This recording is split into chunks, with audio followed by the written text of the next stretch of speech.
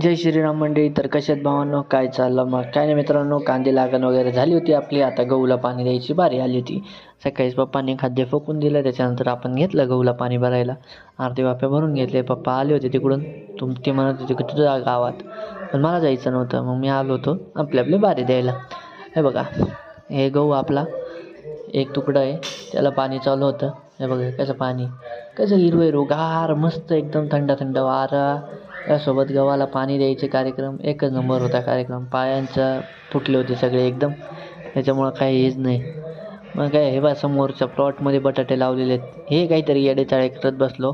Reel बनवायची होती त्याच्यामुळं व्हिडिओ काढला होता. रील बी टाकल. हे बघा आपला प्लॉट कसा दिसतोय. आहे छोटा पण वाटतो मोठा. त्याच्यानंतर निघालो होतो, ताई येणार होती ताईला घ्यायला. ताई आपल्याला उद्या दहाव्याला जायचं होतं, चुलत मामांचे आजोबा वारले होते त्याच्यासाठी. चुलत आजोबा वारले होते असं समजून घ्या तुम्ही. हां, तुम्ही हुशार आहे, पब्लिक हुशार आहे म्हटल्यावर ते काही विषयच नाही हो मित्रांनो. हां, हे आपलं समजाणं गाव कसं आहे. हे बघा चाललो, त्याच्यानंतर बस आली, ताईला घेतलं. हे बघा सोमनाथ, आपलं गाव सोमनाथ. हे बघू शकतात सोमनाथ गावाचा हा बस स्टॉप आहे. त्यानंतर ही बघा, ही कशी त्या कुत्र्याला हाडाहाडं करत होती. तिला पूर्ण उपरणं वगैरे गुंडाळून दिलं, ऊन लागत होतं. त्यानंतर संध्याकाळी आलो होतं आपल्या इथं ट्रॅक्टर रोटर मारायला.